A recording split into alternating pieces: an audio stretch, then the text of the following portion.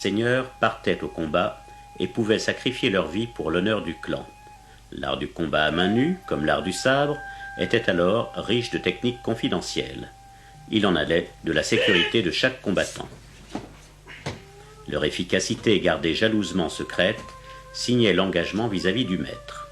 Mais l'art du combat répondait à un code d'honneur où la droiture était le maître mot. Ainsi, l'aspect spirituel a toujours été présent dans la voie martiale. L'idéal du Budo moderne fut inspiré par le confucianisme, le bouddhisme et plus particulièrement par le zen. Aujourd'hui, si les combats à mort ont laissé place à la pratique martiale dans le dojo, l'aspect spirituel se transmet à travers une technique rigoureuse, parfois abrupte, mais toujours plus pure.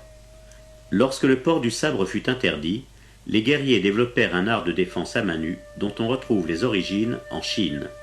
Ces techniques, appelées jujitsu, sont l'ancêtre à la fois de l'aïkido et du judo.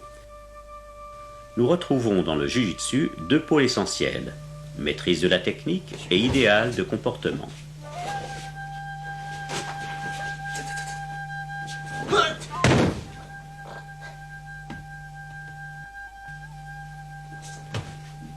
Le jujitsu est aussi appelé yawara, c'est-à-dire souple, souplesse. L'école de Maître Okuyama propose aux pratiquants un art de défense très proche du conflit réel, ce qui signifie qu'il suscite le courage sous toutes ses formes, et notamment quand il sera question du combat contre soi-même. Maître Okuyama, fondateur du Hakkoryu, rappelait toujours que la pratique devait amener l'élève à abandonner graduellement ses illusions pour se rapprocher toujours plus avant du réel.